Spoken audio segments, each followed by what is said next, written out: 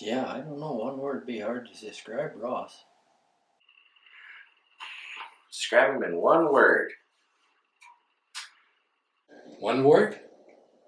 Trying to think the best word. Yeah, but there's a lot of good words, right? But the one best word, gee. Oh, one word. One word to describe Ross. Oh. One word.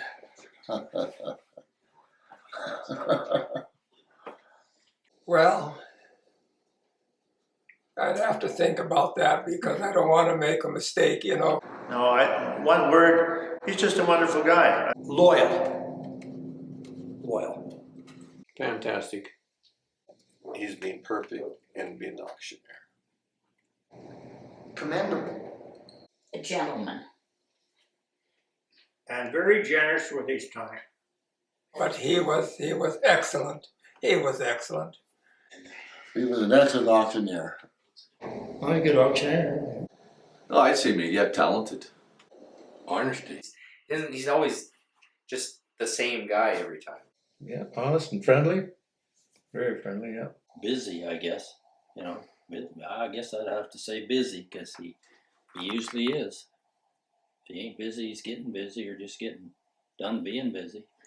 A lot of integrity. Yeah. Integrity. Like the ideal professional.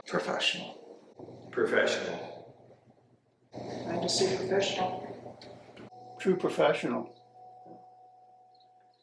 I guess that's two words, but Yes, you bet. I think he's probably been the top auctioneer maybe that Beauchamp has had. I would say hard worker would be my number one descriptor of Ross Annett. He works harder than anyone I know. He really does. He gives everything to his job, and oh gosh, now look what you've done. He chose to complete high school early, if you can read between the lines there. So he would tell the story that it was far more interesting to just play pool and rather than go to class. And so I feel strongly, having been a principal, that they came to a mutual parting of ways, my dad and the high school. And so he chose to come out west, and Uncle Cricket and Grammy March owned I believe at the time, either one or two feedlots. One was in Lethbridge, one was in Medicine Hat. And so he was doing some work out there, and that led to eventually working as an auctioneer. When you first come into Fort McLeod, I took a liking to the kid right off the bat. And next thing I know, him and Bob and Grant all going to auction school. So I became to know him quite well. And you know what? We've visited many times over the years. I've seen him at Brooks very often. And we're still the best of friends, which I admire for that. So I thank Ross for being part of my life when I grew up, and likewise, so I appreciate his companionship, and I'll always have a place in my heart for the Ross School. Hi, everyone. For those of you that are there that don't know me, I'm Brant Hurlbert, and I've been an auctioneer working out of Fort McLeod since 1972, which is the same amount of time as Ross has. And I would say he was probably your typical apple knocker. And I don't say that, with any malice. I say it kind of lightheartedly.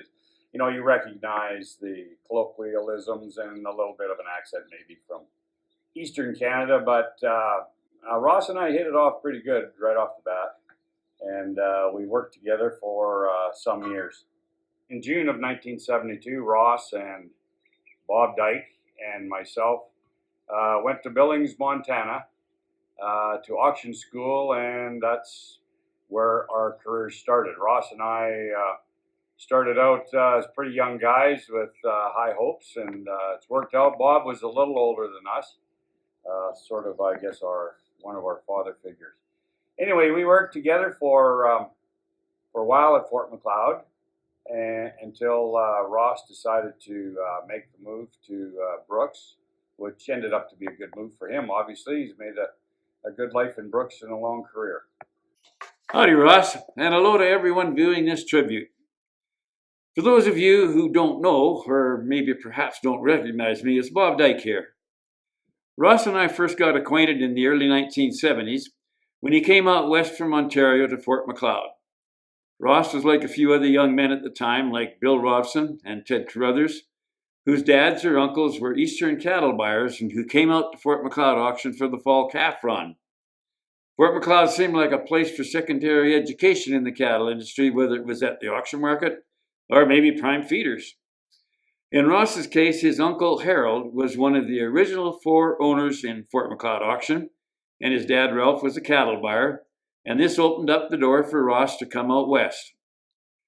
Ross was working in the yards for us, sorting cattle, when in 1972, Ken Hurlbert, who was the owner of the auction market, ran and succeeded in becoming the Member of Parliament for the Lethbridge constituency. At that point, I was in a managerial role at the market, and Ken's son Brant was attending university in Alaska on a hockey scholarship, and Ken promptly informed us that we were going to Billings to attend auction school. Well, Ross, upon hearing, told Ken he wanted to accompany us, so the 3 of us were off to Billings in June. An indication of Ross's ability and drive surfaced there, as indicated by a note in my school manual where I wrote that he received an A and an honorable mention as the most improved student at the conclusion of the course. Upon returning to FMA after a period of time, Ross realized that his chances to move on in the organization were inhibited by an in-house oversupply of auctioneers. An opportunity opened up in Brooks, and Ross took on a role with Bow Slope Shipping Association, and of course, the rest is history. Even though my interaction with Ross has been limited since he went to Brooks, a lot of the same cattle buyers who dealt with Ross at Bow Slope dealt with us at Fort Macleod and Highwood, and from them I heard nothing but praise about his involvement and his image in the industry. Over the years, Ross started Annett Auction Center and T-Down Trailer Sales. All are successful ventures, which I understand he will continue to operate, which, when you've been as active as Ross, to completely retire is out of the question. I was asked to describe Ross in one word, so I'll use a hyphenated word, machine gun. Ross was one of the fastest bid callers I knew, and it was probably a reflection on how he went through his life. Get her done. The day he started to try out at Bow Slope. I thought it was 72, but he said it's 74. I guess he should know. I liked him right from day one. From the time Charlie Young introduced us, and he said, "You guys been wanting to hear a good auctioneer? Well, here he is." And he was a good auctioneer. He's the best that Bow Slope had heard for quite a few years.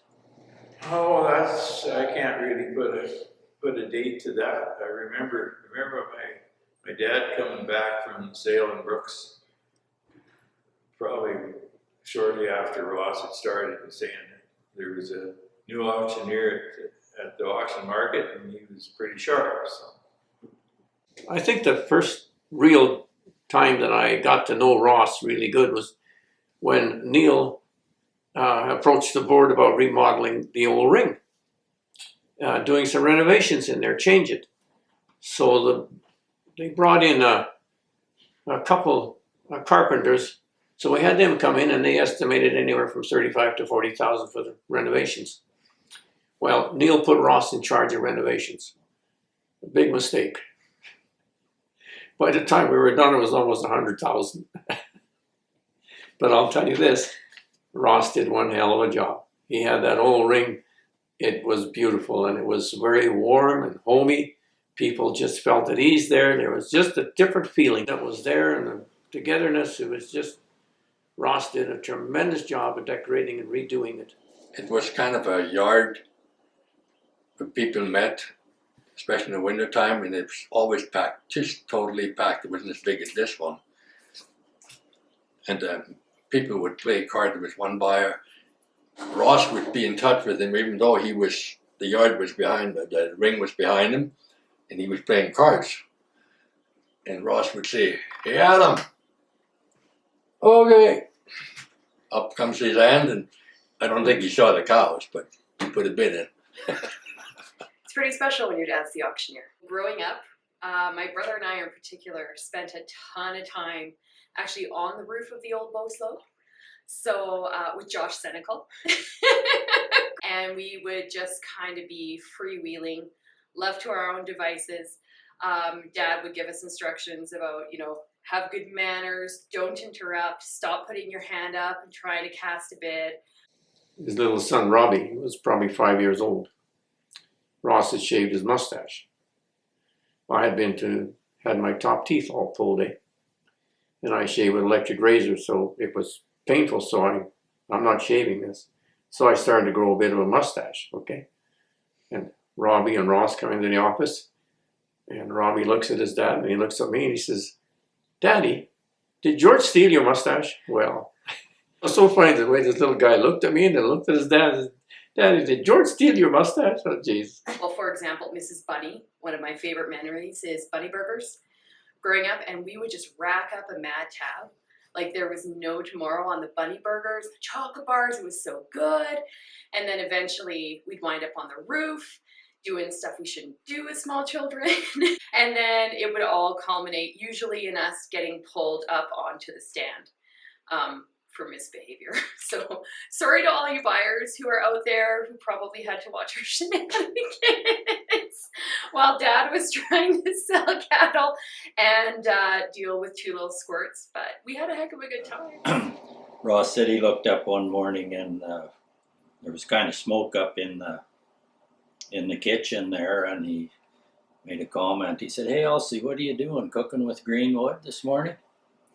And he said, "I never got spoke to by the cook for a month." Toronto Star, a newspaper in Toronto, they never knew anything about the West. So they decided to send 2 reporters out. They went through, of course, the prairie provinces, Manitoba, Saskatchewan, and they ended up in Alberta. And then they heard about Brooks and what they heard that it's one of the biggest irrigation projects there is. So they stopped in at Brooks and at the EID, and the fellow there told them, "Well, the guy you want to talk to is Carl Anderson. He's the father of this." So they got a hold of Carl Anderson, they got together and they had breakfast, I guess, and they got Carl's story, and he says, "Listen," he said about Bow Slope, he says, "they got a sale today. Why don't I take you guys over there?" So he did. He brought him to the sale. And they came up with the cameras. That's where you see that one picture of Carl and me on the catwalk. Actually, Toronto Star reporter took that picture. And that was our show alley. 40 and 50 alley was what I call my show alley. I put my best cattle in there. So when people came, it was all, "Holy cow, this looked good."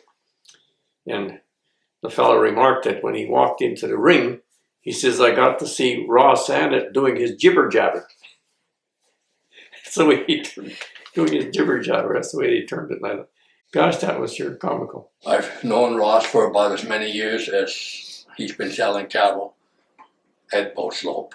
And over the years, he had to put up with many managers, office staff, ringmen, sorting crews, truckers, board members, and was always there when we needed him.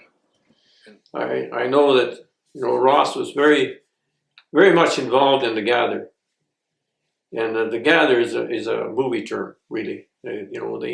If you watch movies, the guys say, "Well, boss, you want to gather in the morning?" And that's kind of where Ross picked that up. We thought at first it was just the Eastern slang, gather, but it isn't.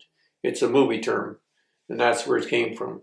And Simon Schonifer and Lyle Clury of Majestic Ranches and Courier Cattle Company, they were the ones that first started to gather by. They got together and decided, what if we have a ranch sale? And we have both ranches on the same day. Mine in the morning and yours in the afternoon. Lyle Curry came along and sat down beside me, and he remarked about how a fresh string of ranch calves gathered up the buyers. So then we started the debate. He had sold their calves the week before over at Charlton's. So then the big thing was, who's going to switch? If we're going to sell on the same day, who's going to switch auction market? Well, that just drew a blank. Neither one of us wanted to go, do that. It was quite a rivalry between the 2 yards at the time. Those guys, Bow Slope were Charlton's at the time. And there was certain people were quite loyal. They'd go there. They wouldn't come here, you know. That's just how it went. No matter how much you talked to or how much they lost, they were loyal. So I just made the comment, why don't we sell them at home? And boy, Lyle just, wow, he said, why not? And then it just went from there. Well, I think you have to give the credit to Bob Baylog, and we kind of got to ranching and doing a little feedlotting down in Buffalo, and so we had we had quite a few spring yearlings, and Baylog said, well, this would be a good thing to do, and then of course Majestics were doing a similar thing, so we ended up throwing it together, and so we could get a couple thousand head or better to sell that day, and just for logistical reasons, both slopes seemed to be a better fit. We kind of got set up a little bit better, and it worked really well with both slopes. Didn't go with Ross the first year. We went with Bob Baylog the first year. Right. Because neither Bowslope or Charlton's wanted to do. They were a little hesitant to do a farm sale. And if you recall, And they turned us down. if you recall, we got in trouble. We had to jump through some hoops because the auctioneer thing did not want us to do this, remember? No, they were very hesitant for us to do that because it's starting a trend, you know, away from the auction market, and I can understand that. We pretty much pioneered that, selling cattle on the farm, on the ranch thing. And we started with our heifers in the fall, red heifers. But we just done that first sale, and then I think it was still Neil Anderson at that point in time. And then they wanted to do it. And that went over really good. You know, boy, the buyers just loved to come and get cattle right off the ranch. And they sold really good. We had some tremendous sales. So that's when we really got to know Ross, because we'd always have a big gathering after, or right here downstairs. We got a big rumpus room, and of course all the buyers would wind up down here, and we'd have a really good rowdy party. So we got to know Ross really well. So they said, okay, so they came to Post Slope, and of course Ross got involved too, and he said, well then why don't we make this a big sale? Monday we were doing the Majestic Curry Ranch. Tuesday Bow Slope has the sale. Wednesday Cereal has the sale. Thursday back at Bow Slope. Friday back at Cereal. Saturday back at Bow Slope. So we've got 6 days of selling there. And these guys will come and they can spend the whole week here in a hotel and they can buy all the cattle they want. It went from like the 1 day thing to an all week within a very quick time. So they did that. And called it the Gather. And the first sale, I think we had 8,400, 8,600 head at the first sale. And it was just a blooming success. And it just seemed like that really perked Ross, because when he got auctioneering, as the price got higher, so did he. You know, he was excited about it. He did a tremendous job. Of course, Ross always does a tremendous job of auctioneering. He's not one that's not going to try his damnedest. He tries his hardest. Ross gets behind the mic. He gets people's attention right away because he speaks clearly and forcefully and quickly enough that he gets your attention. It's no accident that he's been doing this for 50 years and is still at the same level as he was to start with, or better. And when it first came up, I couldn't tell you exactly, but that's his thing. That's what he called it, the Gather of whatever year. And it really worked. But it did really bring the cattle together, really did. And the buyers, I mean, we had Eastern buyers. Why would they not come for something like that? It flew instantly, and it's still flying, isn't it? And at the start of one of the Gather sales, and I handed this 4-year-old stud that I was using that day to move cattle around with. I handed it to somebody else to get the picture taken, and just before the picture, I look over and he's trying to mount somebody's mare, and I've got an awful look on my face. I don't approve of what's going on. So. I know the gatherings, the parties we had downstairs, he's a lot of fun. I really had the evening, and he could tell jokes and have a good time with us all. And pretty professional with what he was doing. Being able to understand them and to keep the rhythm going at a pretty good pace. And of course, Ross, his voice, his speech is all right on point. So has a good reputation. So he's the top of the game. So that I think that says it all. If you're selling your cattle in the auction market here, and he's the one selling them, you're happy about it. Really very Western, I guess you would say. But like they were social. It was a weird combination of a lot of business that's going on and some large transactions that are going on.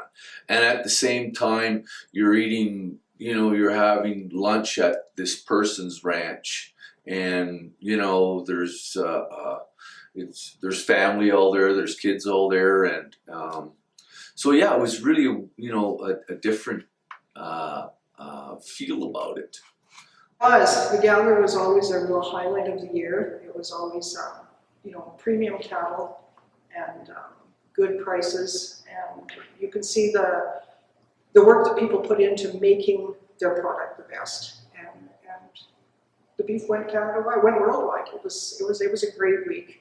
When I worked here, it was only at Bow Slope, but before that, they would do a day up at Cereal, and but yeah, it was a good week. It was a very good week.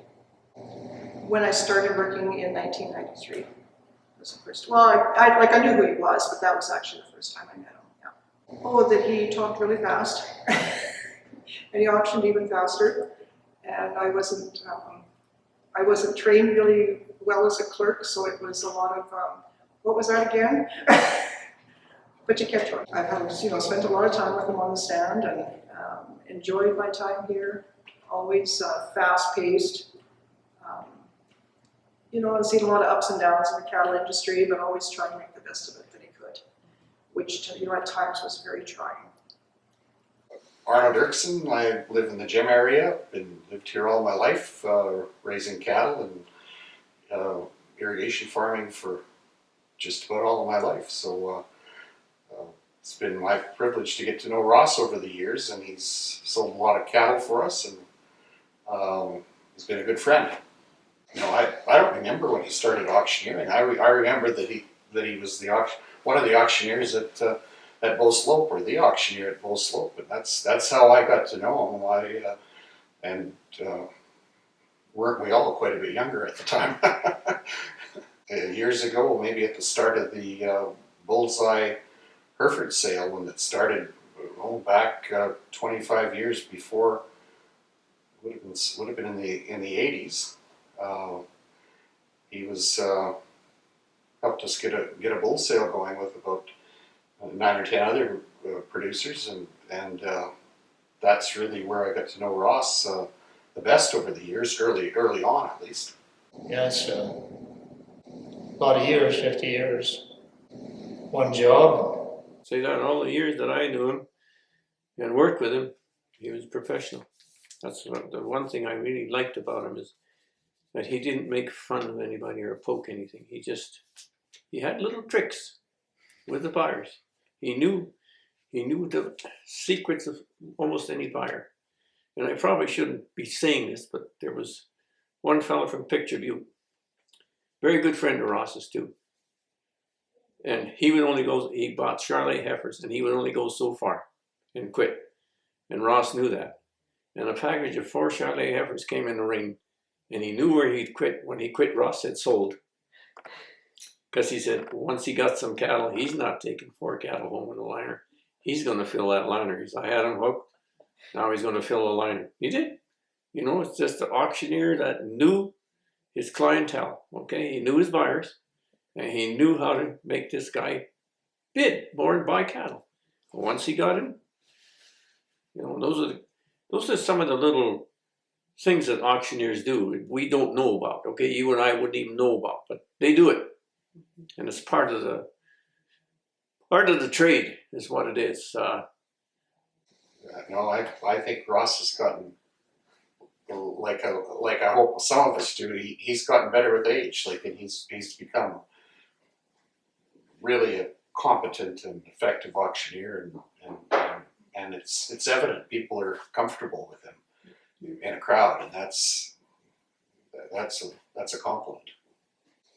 People respect him, and he respects people. That's a really a two-way thing that's really evident.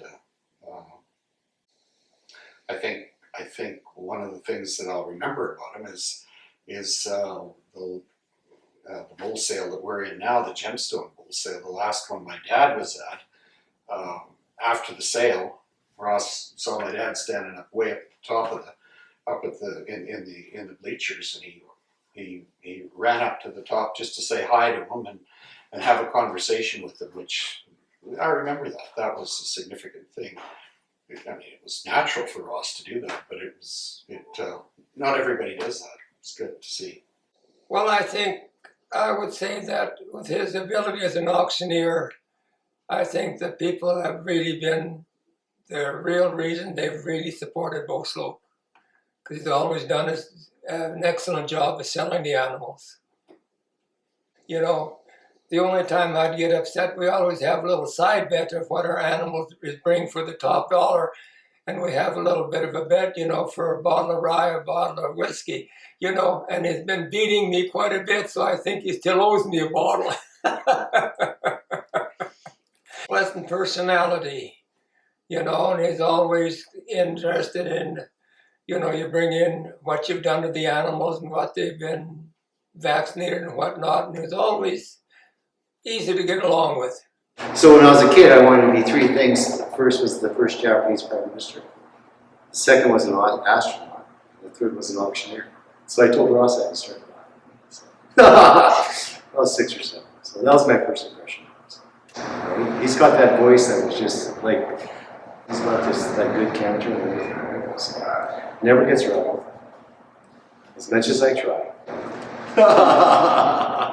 Like Ross has the ability to just get up and sell the cattle, and he doesn't show a lot of nerve. Like, he doesn't lose his nerve, I guess is the way to say it.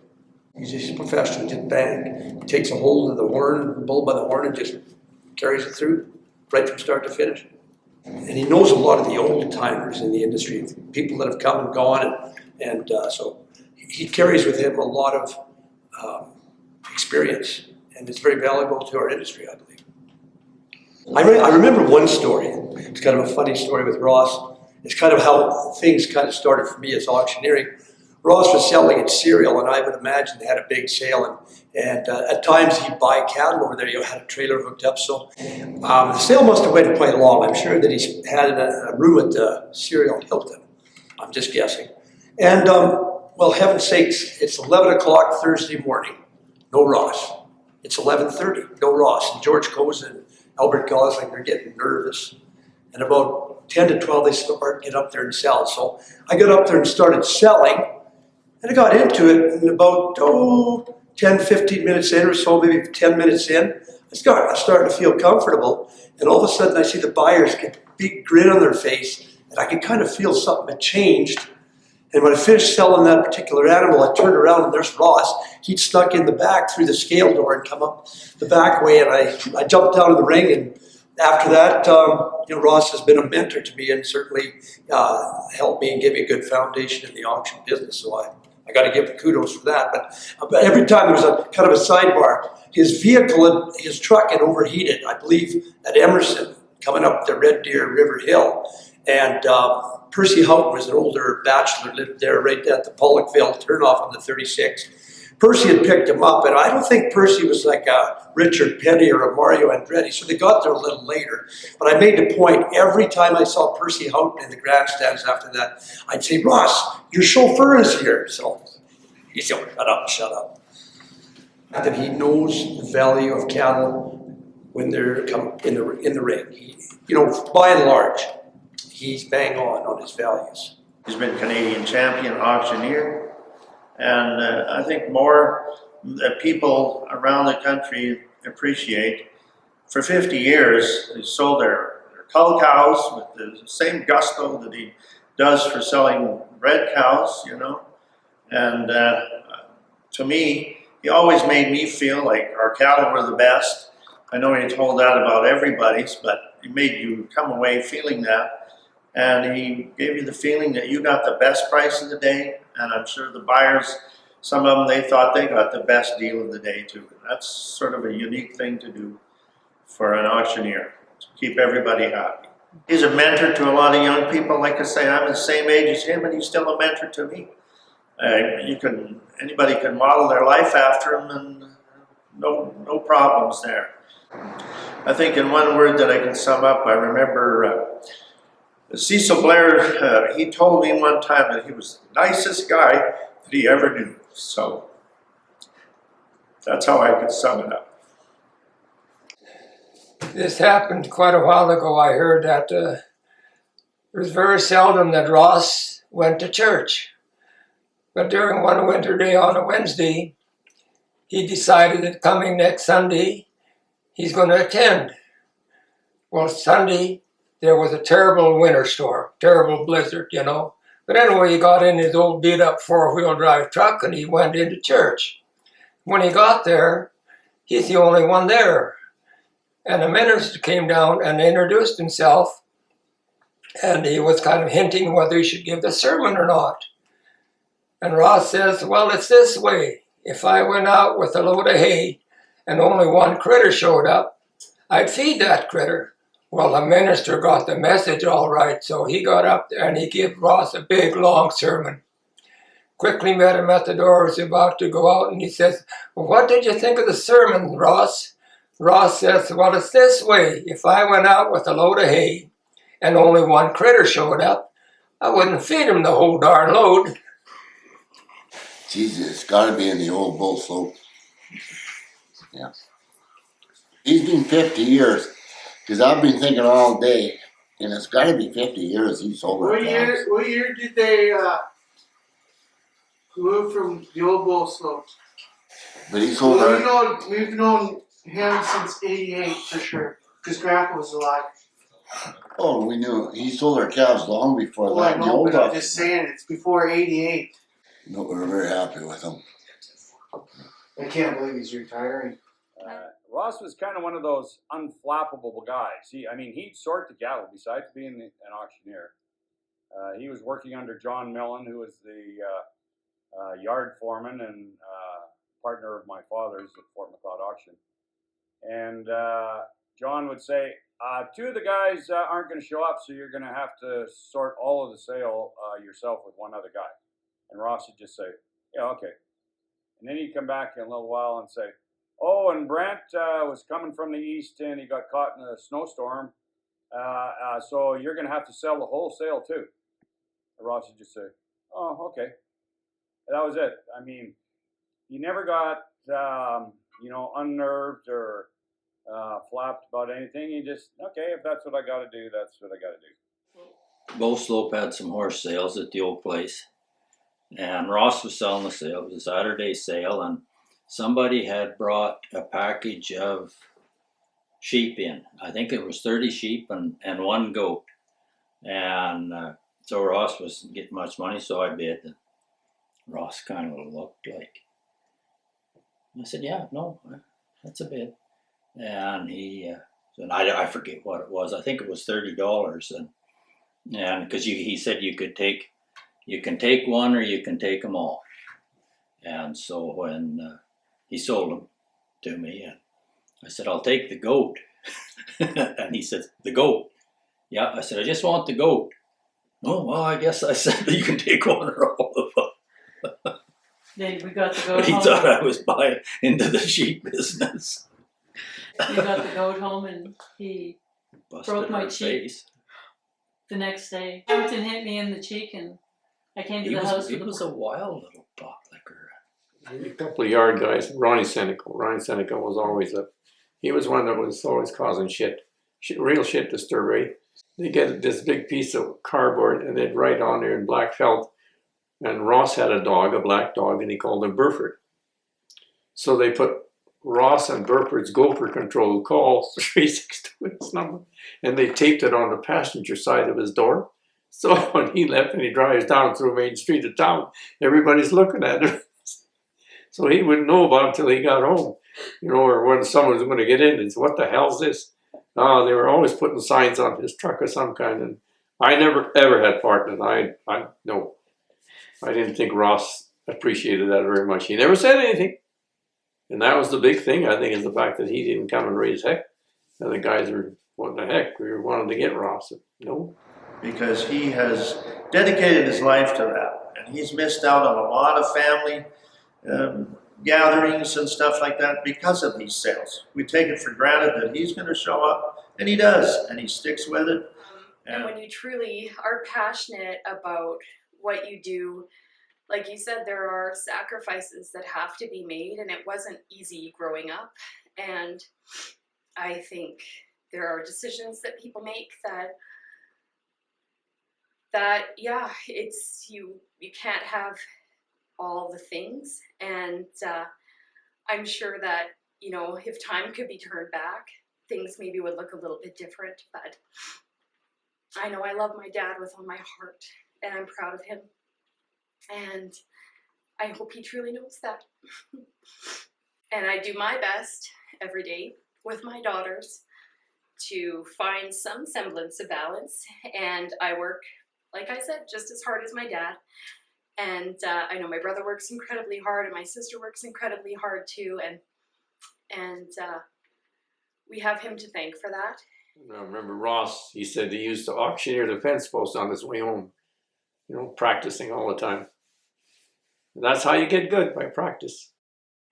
I believe in 1994, Ross was the manager, I was his assistant. And I don't recall how many years Ross was manager. 4, 5, 6, 7, 8. I think I became manager in 99. Somewhere in there, yeah.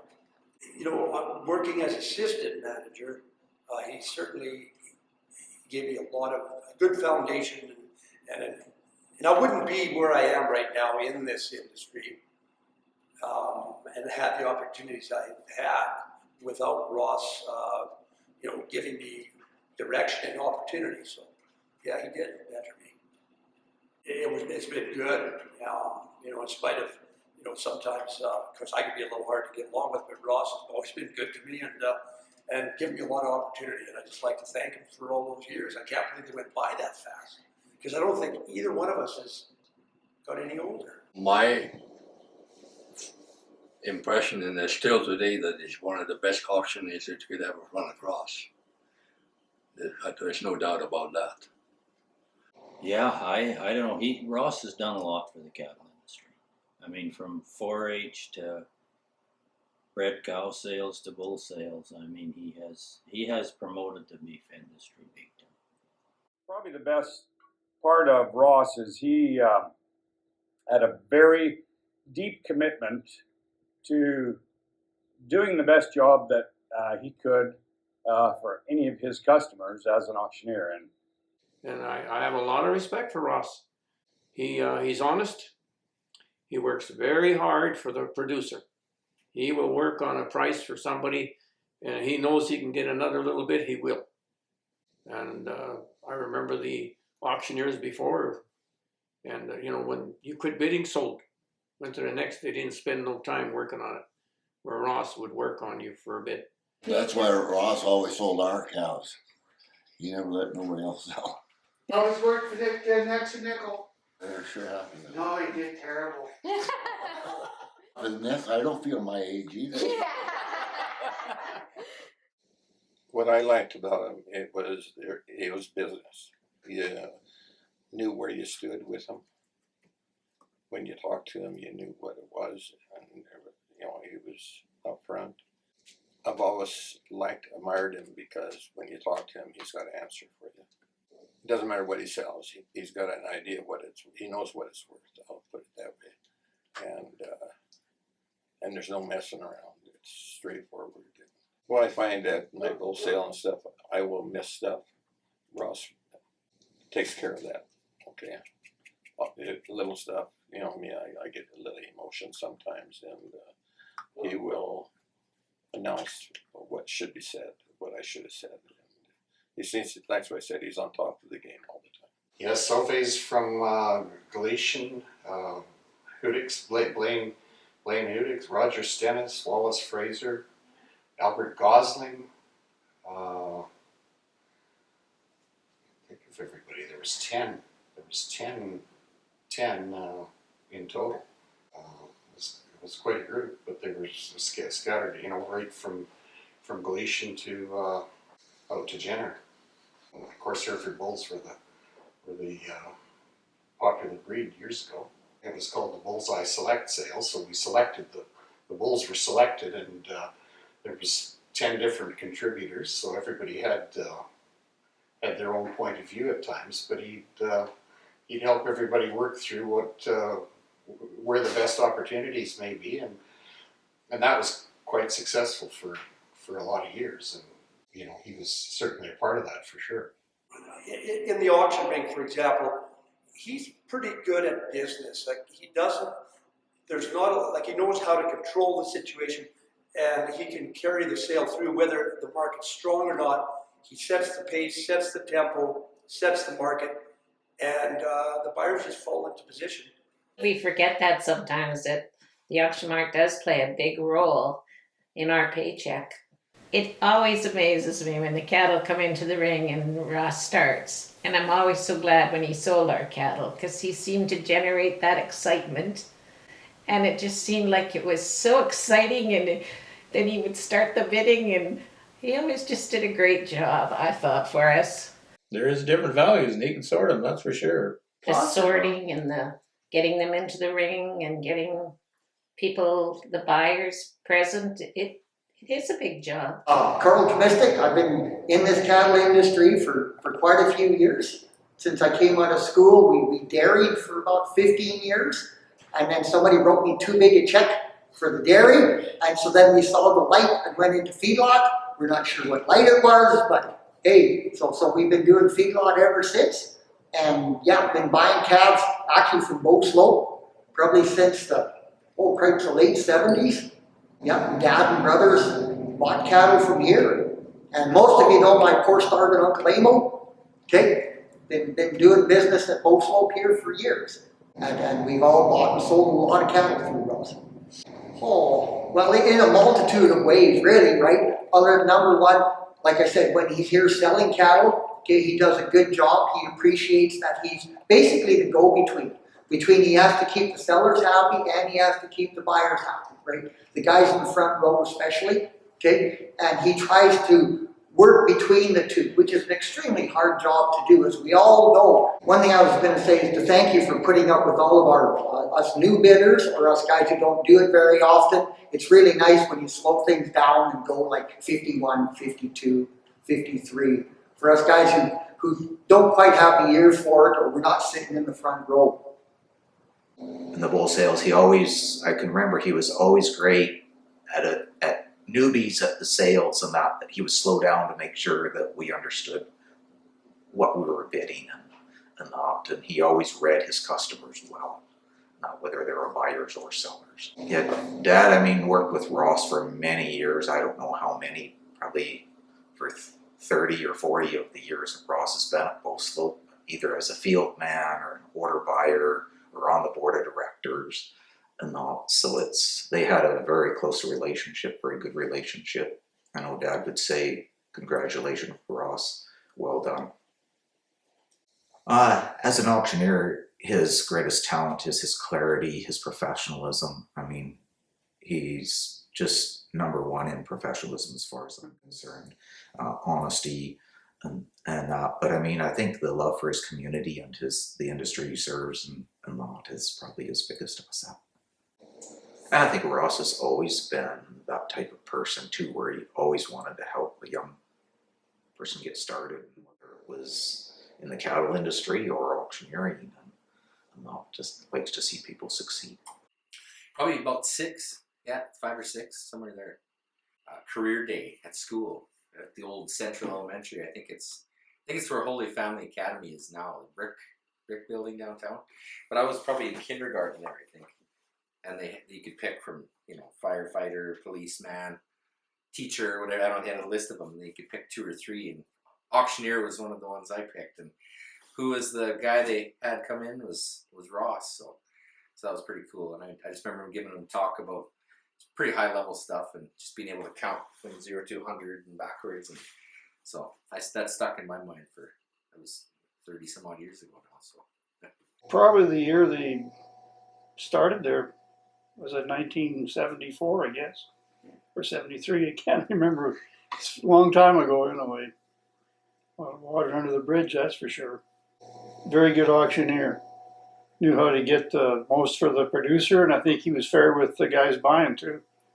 I guess for me, for just growing up, he was the guy that was always there, and kind of seemed like the stable guy around the auction. And for me, I didn't really understand how the backside of Bow Slope worked. So he was the face of it, and it always seemed like when your cattle was coming up, you wanted him selling them because he had kind of confidence to get them the extra couple bucks sometimes.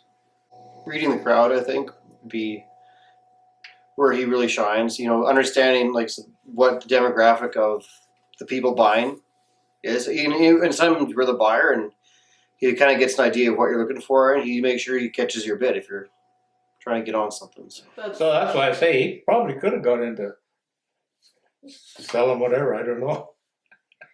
Refrigerators to Eskimos or something. He very much just treated us all as individuals and took us for what we were worth. Or what we were, not worth, but what we were, I guess, trying to do in our industry. Yeah, and to embrace the lifestyle and to see the opportunities that he did with his own business, and as in later years, and what we've saw how it grew up, you know, with his own business there. It was needed in the community, and he saw an opportunity and he taken it up, you know. I think that's great, really. That's why I wore a suit and tie, just because I know he always wears a suit and a tie and the cowboy. I don't actually even own a cowboy. That tells you how much of a cowboy I am, okay? But he's always well dressed. And that's one thing I wanted to bring up is I don't know how the hell he ever kept it clean. Like I'm here for 10 minutes and I probably already got a stain on it, but somehow he could wear a suit and a jacket and a tie and it stays clean all day, especially around here. Thank you for everything you've done in the cattle industry and also for all of our community functions where you've gone out and given your time and work, whether it's auctioning off a pie at a pancake supper or any other fundraiser. One thing I was going to mention, you know, if you would have taken a 10% commission on all them pies, hell, you probably could have retired about 10 years ago. He did a lot of work for people auctioneering, just to do it so they could raise money, do things. He never got paid for it. He just didn't. He did 4-H calves, 4-H sales. He did anything that anybody asked. If it was a worthwhile cause, Ross was there to help out. And I really respect the man for that. One other story I want to mention, it was kind of neat. We were up here, and I was on one side of the stands, and then my mother was actually way on the other side of the stands. And I was just buying some replacement heifers for her. And then a certain group came in that I'm sure my mother really liked. So you could about see her waving and going, Carl, we're trying to get my attention. And you actually stopped the sale for a bit and said, Carl, I think your mother wants you to bid on those cattle. I'm pretty sure I ended up buying them no matter what. Okay. Well, it was nice. Like I said, it was always great because I was new at the game, right? And my ear wasn't attuned to it very good. So it was great that he would always slow down and give us a hand and allow me to actually bid and think about what I was doing. He wasn't just in a big hurry to hurry up and do the sale. He took his time because he knew I didn't understand or I just wasn't as fluent as I should have been with the bidding process. So it was great that he actually slowed down and helped me in order to so I could feel comfortable actually coming there and buying cattle, even though I wasn't there that often. I mean, all my stories pretty much come from the bull sale, and just that, you know, either way, how the bull sale went, he was always complimentary of the cattle I brought in and honest about how the sale went. And was very forthcoming with any suggestions that he thought could make the next boat sale better. You can sugarcoat a bad sale, but I mean, but you can also be polite about telling you had a bad sale and telling you how to make changes and try to do better next year, right? Yeah. No, I think when Ross took over management, I believe that, I think Boat Slope was elevated. I don't take anything away from the other managers, but it was a different time. And what it led into was the opportunity for myself and Kim Udick, Kim and I worked together to transition the old place and bring it over here. So that was, and I wouldn't have been able to, I would have never had that opportunity to be in management position and be a part of that without Ross. It was a big transition, and Ross was a part of that because in this community at that time, there would have been a lot of Charlton people, and we need to make certain that we captured enough of that business. There was other key elements and people that we brought in from his organization as well, but Ross was certainly an integral part. We did good auctioneering, good solid face, somebody that had a reputation, not some brand new people. So I think that Ross helped make that transition smooth and seamless. I can't even describe, like if you had asked me last year at this time, I never would have thought in 100 years I'd be selling at Boat Slope. Like a lot of I don't know about success, but as far as I've come now is a lot due to Ross being around. So he was kind of the one that urged me to start working the ring a little bit and gave me a little bit of advice that way, and then kind of worked our way up and practiced a little bit after hours, and then he put me onto some bowls and stuff, and yeah, as far as a guy like a mentor, you can't ask for any bet. There's a lot of auctioneers that would be just starting out like me that would, there's a lot of guys that won't get that kind of good quality mentorship. How often one of the best in the industry, and you got him sitting right beside you. You probably don't notice it too much from out there, but when live in the ring and stuff, and just all the time you just calm down, or you get a little bit of comment from the side, and it's a calming thing, and I couldn't really describe it. Just feel really fortunate, I guess, to be able to have that mentorship. We had a lot of different phrases, but every auctioneer has their own little style. But no, always get the cattle in, get the cattle out, sell. The year that they had the Canadian Auctioneers Championship here, I was working and clerking at that. And there was approximately 30 auctioneers came in, all across Canada. And believe me, there's many different styles. There's words I've heard some of them say that I've never heard anyone else ever say. And it was fun, but it was a test. I think we believe that the auction contest that came about, later in the 70s was a way for us to constantly, monitor and look at other guys that maybe had something that we didn't have. And Ross, I think, was studious in that department, tried to improve himself as an auctioneer until, he became auctioneer champion. And I think that was just, part of his commitment to his customers of always being better at his job. Competition chair, I think, is what he does there. So, yeah. That thing it was run very well, like clockwork. So, and I think everyone was pretty well received. It was a pretty cool thing. A lot of auctioneers that have been doing it for quite a while go into that thing, and it's pretty high level, high quality auctioneers that do that. So I would say that a top notch job on putting that together for sure, at least from what I've seen, but it was pretty slick. I also witnessed how Ross would take the time to counsel and tutor young and up and coming auctioneers as they nervously awaited their turn in competition. At the last LMAC meeting I attended in Brussels, Ontario, I happened to be sitting with Ross at the wind-up banquet. The host committee had a few fundraising items to sell. One of the items they sold was this shirt that I'm wearing. Ross was on the shirt till the end, paying some exorbitant price for a good cause. When Ross came back to the table with the shirt, he presented it to me as a memento and keepsake of LMAC.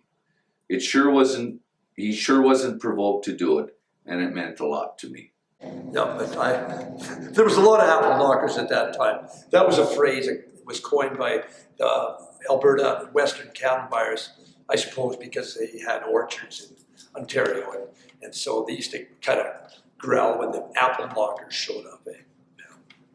I guess because they probably got outbid, right? The Ontario boys had a lot of money, came with a lot of steam. Yeah, apple knockers. So the first time I met Ross or had seen him auctioneer was 1991 when I attended the gather here in Brooks, which was actually uptown at that time along the tracks. Very, very good auctioneer, very professional, knows his cattle, knows where to start them, knows the value, knows what they should be selling for, and definitely works for the seller. So yeah, I did get to know Ross on a personal level, showing up here early for the sales, having a coffee with him, attending some of the Canadian livestock auctioneer contests, which I've been also involved in as a judge, and I've been able to get to know him on a personal level through that as well. So very, very professional person though. So I was at the auctioneer contest in, I think it was 2004 when he won the Canadian Championship, which was really special because cattle that I bought here in Brooks at the gather that March, we took back east and had them finished by the time the auctioneer contest was. So we actually sold cattle that I bought here and then again in the ring in Waterloo when he won. And he didn't even realize he was selling our cattle at the time, but I told him afterwards. And so it was more of a coincidence, but it was actually, I would say it would be special that he got to sell them the first time here and the last time in Ontario. Yeah, no, you would see that too, right? Like, I mean, you know, he was either judging, or if he wasn't judging, like he was organizing these events, and I mean, I saw it numerous times where, and these kids, like, they're shaking too, right? Like, it's pretty nerve-wracking, there's no doubt, right? And no, he would go over and, you know, talk to them and, you know, give them advice, or, you know, like, yeah, really just, you know, try to help them, right? And yeah, like he was, some of the other guys weren't doing that either, right? Like, you know, Ross would do it. So I thought that was always pretty cool. Yeah, and then, well, there's lots of the other guys too. Like Ross would probably say that too, that he was noticing us all pacing up. Like, I think we've all, even guys that have sold before, I've never been that nervous. Even at Bow Slope, like, for whatever reason, this contest was like just the next level kind of a thing. But yeah, and then, but again, calming presence. You know, he's always just even keel all the time. Like, he's like, I know it's good, just calm down, it'll be all good. And on the block too, he does that quite often. You know, if it's selling, or you just get a little bit of a mix up or whatever, and like, you got a few jabs from the buyers, and you know, after you sell out, you kind of do one of these, geez, and then you say, calm down, and yeah, it's always, it'll be weird not having him up there at some point when I have to look over, like, geez, yeah, now he's going to tell me to calm down. I won the rookie division of that there, so yeah, so I would, same thing, like, just being able to get some mic time is huge, being able to do that and stuff, and Ross was instrumental for sure on having that. It's really helpful. And just the tips, like, as you're selling sometimes, like, there'll be situations, right, where guys will, you know, they'll try and cut you, or you know, whatever, guys will bid or think they didn't bid, just, you know, weird little games that they play, and he can kind of give you a bit of advice as you're going, like, sometimes they'll try and trip you up, or sometimes you just trip up, just make a mistake or whatever, and, you know, in between drafts, he'll kind of lean over, yeah, so you see this guy, this is what he did, and I'm like, oh, okay, right. So yeah, he tries to keep everybody on the straight and narrow, and yeah, the buyers need to have some fun at the same time. But Ross keeps it professional because it is a place of business. So I try to liven things up every now and again, right? So I've never been able to crack Ross up, ever, except once, and I'll tell you the story. So it was super cold out. I think it was during the gathering. It was in March. You know, we had a snowstorm, right? And every time you open these doors, well, the wind blows through. So, you know, I'm like 90 pounds soaking wet. I'm freezing. So I rip into Kim's office. Kim Hewitt was the manager. So rip into his office, and he had a pair of bib overalls. It was like Carhartts, right? And they're pretty big on me, right? But it's perfect because the zipper, was open. Like, this is perfect. So I rip into the kitchen, and I grab a sausage off of Sandy Massey. So I go to the ring, and Cliff Paul was auctioneering at the time, and Ross is catching bids, like he's supposed to, right? He's sitting to the side and catching bids. Well, this big set of cattle come in, and I'm stand up and I'm taking a look at them. I start to bid on them, so I put the sausage through the zipper hole, and I start banging on the table to bid. And that's the only, and Ross, I could not believe it, but actually started laughing. Like, he could not stop laughing, and he's pointing. And every time I hit the table with the sausage, right, he'd take my bid, and he starts pointing, and poor Cliff Paul's trying to auctioneer, he's trying to be a professional. He couldn't even look at me, right? But it brought, that's the only time I was ever able to crack Ross. That's my impression of him. He's always been an absolute professional. Never been able to make him laugh while he's auctioneering. Right? Everybody else I've got, except Ross. Well, I do remember that one time at the pre-sort sale. About 3 o'clock in the morning, they'd been Xing pens because there was a pile of cattle showed up, and a lot of cattle that they didn't know were coming. And at 3 o'clock in the morning, there was a package of white bull calves come in that were about 4 feet tall and weighed about 300 pounds. And Ross, just when you think you've seen everything. He didn't know what to do. I said, well, you can put them any place. With any pen, they'll show up. But I want to say one thing about Ross. I don't care what Ross says. Barley-fed beef still tastes better than corn-fed beef, Ross. Well, Ross, it's been a pleasure working with you for 30 years. You've been a good friend, and you've certainly trained me well and taught me a lot of things, and I appreciate that. All the best. Hope we can work together moving forward. Thanks, Ross. yeah, so I just want to congratulate you, Ross, on 50 years of being in the auctioneer business. It's been a pleasure working with you, buying cattle and getting to know you. So thanks and congratulations. Thanks. Well, I would say it's been a pleasure and an honor to be having you as our auctioneer, and I hope you have a fulfilling retirement. And sad to see you go, but I guess it's time. He's had enough, I think. Are you gonna do my bull sale next year? Yeah, no, it's been a pleasure working with Ross, and everything we done was we always got along. No, I'd have to say that it was definitely a pleasure to work with you. Congratulations, Ross, on retirement. Enjoy.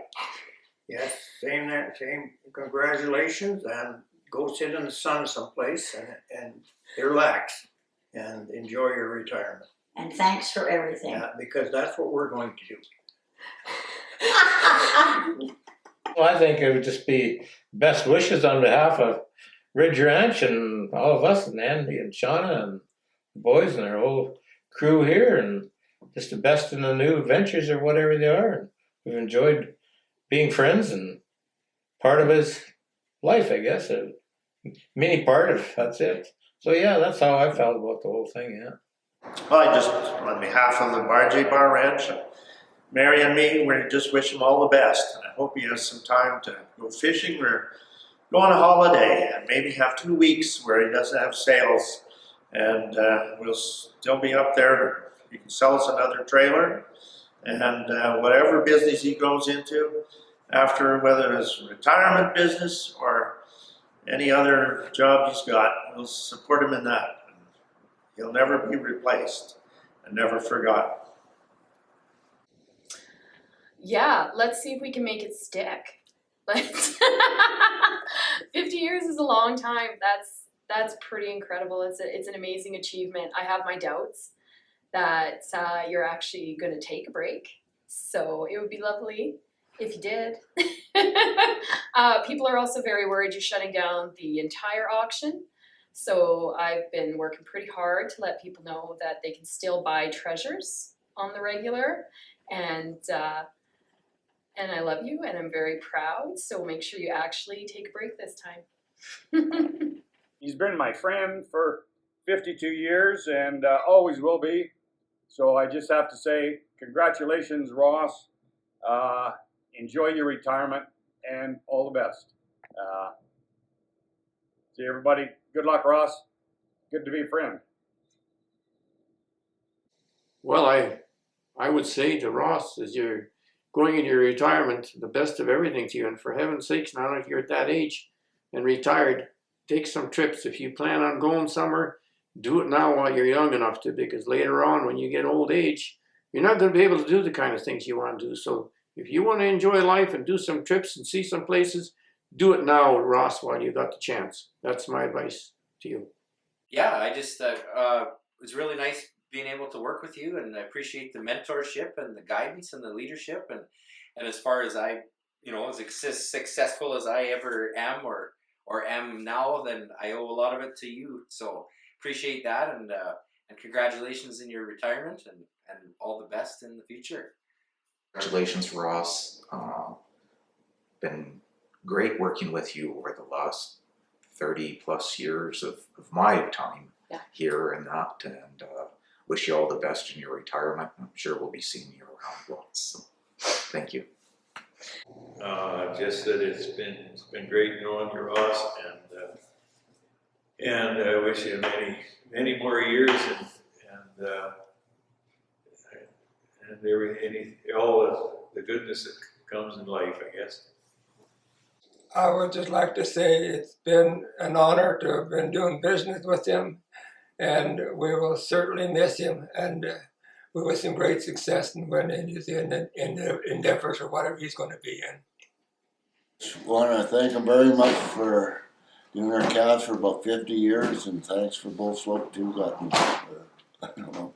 Ross, I want you to enjoy your semi-retirement, and it's certainly been a pleasure to know you. Oh, just that I've enjoyed working with him over the years, and he's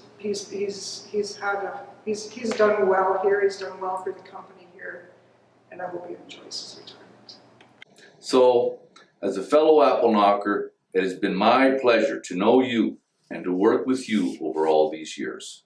Now, as you are readying yourself to hang up the mic, I sincerely wish you and your family all the health and happiness you deserve. I trust this transition to a new chapter and stage in your life will be fulfilling as you reap the rewards of a successful career at Bull Slope. Best wishes, Ross.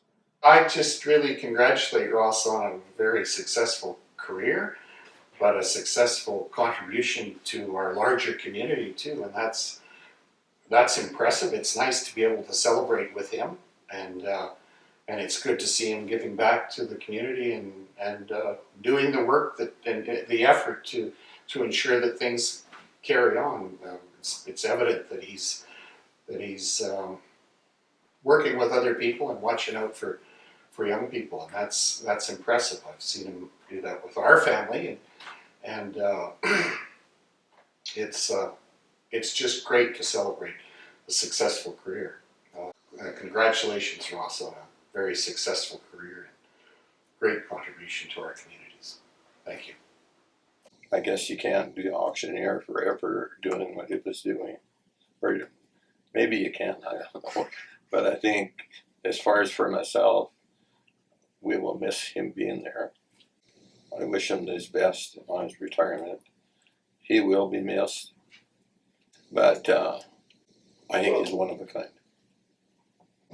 Anyway, just want to say thank you for everything you've done and the work you've put into to this whole cattle industry. Okay, we really appreciate it. Thanks.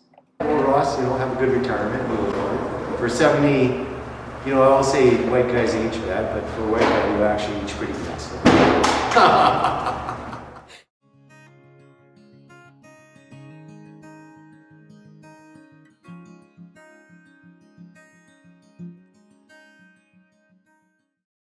I know Ward Takita used to come and sing it, kind of in jest, eh? But yeah, he had a jingle. Yeah, I can't remember. Something if you want to go and buy and sell, like a bowl slow shipping or something like that. It was pretty good though. I just remember the catchphrase, right? Bowl slow shipping. That's good. Alberta grass makes cattle grow, and when it's time to sell, there's only one place to go. It's Bow Slope Shipping.